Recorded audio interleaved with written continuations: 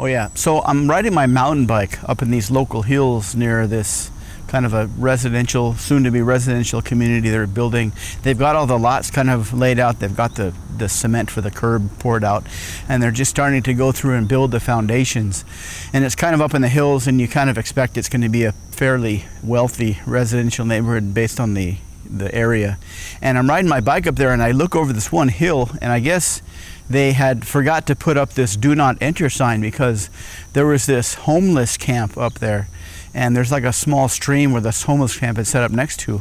And the guys that were building the residential area, I guess they were just pushing them into this big gorge and killing them, I guess because it was maybe easier for them to just kill them all and not have any record of it than to go to the police and try to have them removed for squatting or whatever.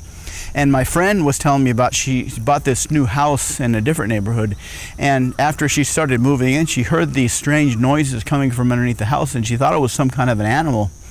And so, being the self-supporting, independent woman that she was, she didn't want to, call someone to help get rid of this scary thing. So she went under the house by herself, and she found this dude that was down there that had been chained to the ground on some spike that was like pounded into the ground underneath her house. And this guy had been down there for who knows how long, and I guess the previous family would just kind of throw food down there. I don't know who the guy was, she never found out.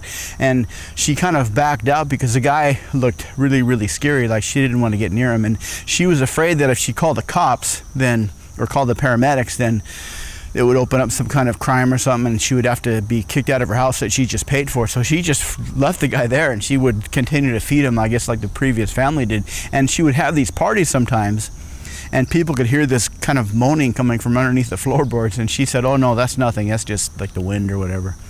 And so when I asked this foreman, the guy that was plowing all the homeless people into this ditch and then covering them up as they were screaming and begging for mercy, he said, yeah, it's if we were to get the cops involved, it would have to, all the civil rights attorneys would come out here, and it would delay the project, and we get this huge bonus if we finish on time. So we just, whenever we find homeless people, we just plow them into the ground and cover them up, and nobody knows any different. So next time you're in a wealthy neighborhood, it's probably built on top of a bunch of buried alive homeless people.